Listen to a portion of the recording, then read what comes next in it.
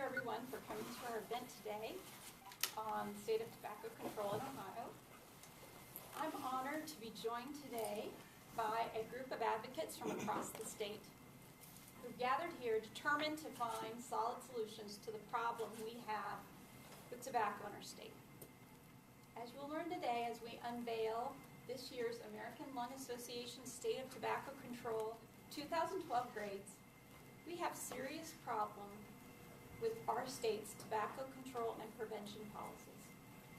However, if you met some of the people here today, you would also find that we have people in our state who are determined and dedicated, without time and resources often, to do all they can to fight the toll of tobacco in Ohio. But without the support of the state, there's only so much an individual can do.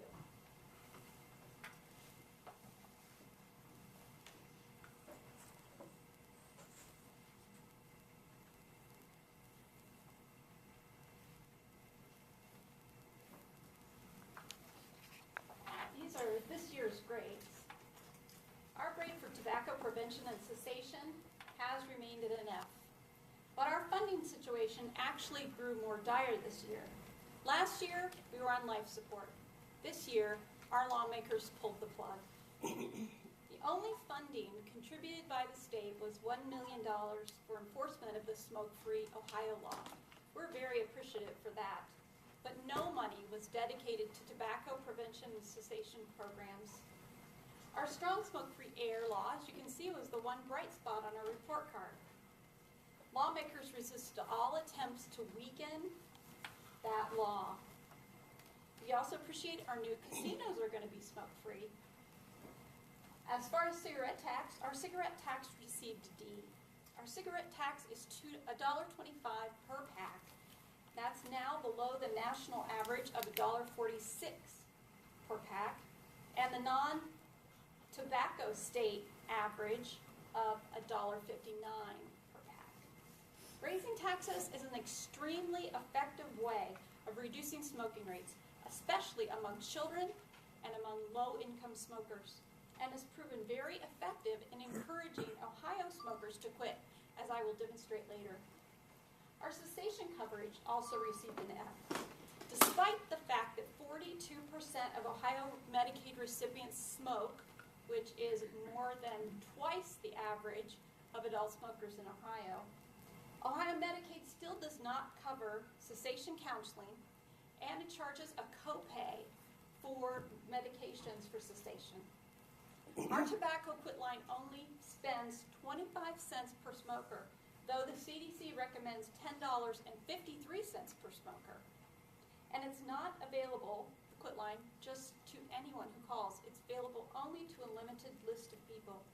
The quit line is likely to shut down completely when it's set to run out of funds this spring. One of the most vulnerable populations in our state is our youth. Most lifelong tobacco users start before the age of 18. So it's imperative that we get prevention messages to our kids. Here to talk about youth programming and the importance of funding youth prevention is James Cotton, former OSU Buckeye and NFL and Canadian League defensive end. He is now president of Buckeye Icon Foundation and presenter of the Tackle Tobacco Program. James? Good morning, everybody. I am James Cotton. I appreciate that lovely introduction. I'm here today to talk about my foundation. I played with the Ohio State football program 1998 and 99. I was drafted by the Bears and played with the Bills, the Falcons, and the Canadian Football League. And I retired a couple of years ago, and my passion was to inform the youth about the importance of living a tobacco-free lifestyle. I have the honor and pleasure of telling you guys I've never, ever in my life taken a hit of a cigarette. I like to share that message with the youth.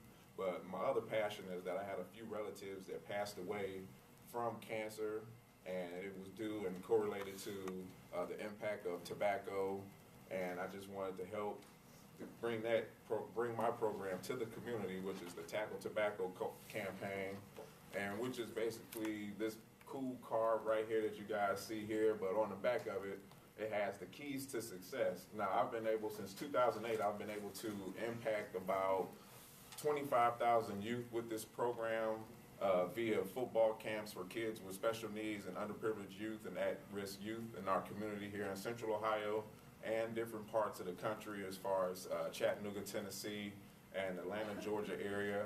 And on the back of the card, the keys to success, which is commitment, discipline, and self-worth.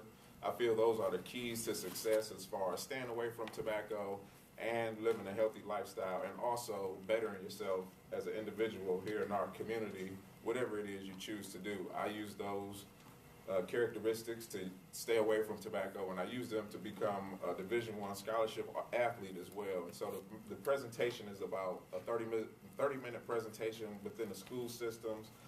It's basically geared towards 2nd through 12th graders, and it also works in the corporate setting as well. And I would like to share that message with the state on a national level, with our state as well, but there is no dollars available for it. So I do fundraising for myself. I get creative. I sell autographs. I sell memorabilia. I get a lot of former OSU athletes and NFL football players that donate a lot of their time and items to help me make sure this program stays afloat. And that's why I'm here today, is to be an advocate and let you guys know what I'm trying to do within the community and the help that I have from some of my celebrity friends, if that's what you want to call them.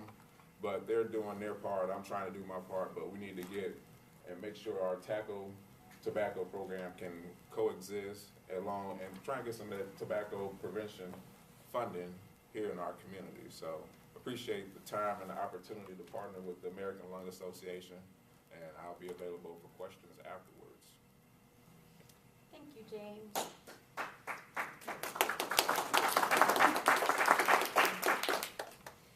Thanks, James. It's very important to have programs like this with sufficient funding so that we can get that message out to our young people around the state. Next, we'll hear from Lily Berry. Lily is a resident of Upper Arlington and a freshman at Columbus State Community College here in Columbus. She will be speaking about her personal experience with tobacco.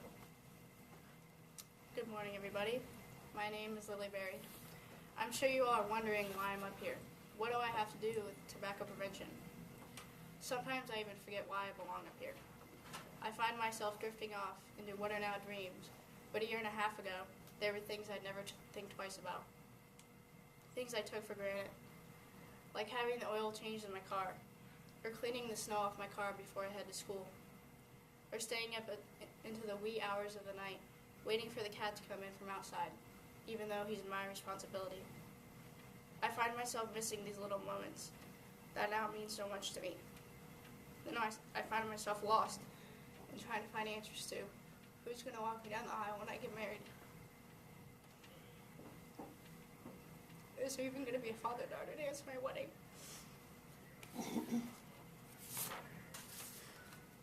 What about my children?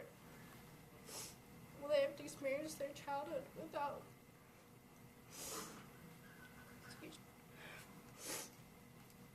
the best grandfather anybody could ask for? I'm a college student, and I don't daydream in class thinking about how awesome the parties were last weekend, or how awesome the parties will be this weekend. My mind is surrounded by thoughts of regret. What could I have done to stop him from smoking? Should I have hounded him more about it? I should have put more effort into really showing him how much it would mean to me if he quit. Like maybe leaving a note for him on the counter in the morning to remind him how much it would mean to me. But why didn't I think of these things while he was still here? Why didn't I just simply think more about it? Because I took him for granted. I didn't know that my father was going to die due to tobacco use. I had no idea that I would spend the first 11 days of 2011 in the hospital holding my father's hand and praying that he would just say one word. Or that on January 11th, 2011, he would finally pass away while I'm holding him in my arms and slowly feeling his heartbeat fade. Because of tobacco, I've been living the past year of my life in regret, depression, and unhappiness. I'm here pleading to everybody listening to me today that we all unite in the prevention of tobacco. I don't want anyone to experience what I have. That's why I'm here today.